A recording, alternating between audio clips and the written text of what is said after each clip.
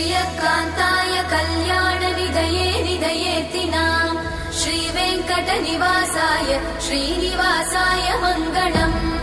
लक्ष्मी सविभ्रमालोकसुभ्रूविभ्रमचक्षुषे चक्षुषे सर्वलोकानां वेङ्कटेशाय मङ्गलम् श्रीवेङ्कटाद्रिशृङ्गाग्रमङ्गलाभरणाङ्गये मङ्गलानां निवासाय श्रीनिवासाय मङ्गलम् सर्वावयव सौन्दर्य सम्पदा सर्वचेतसां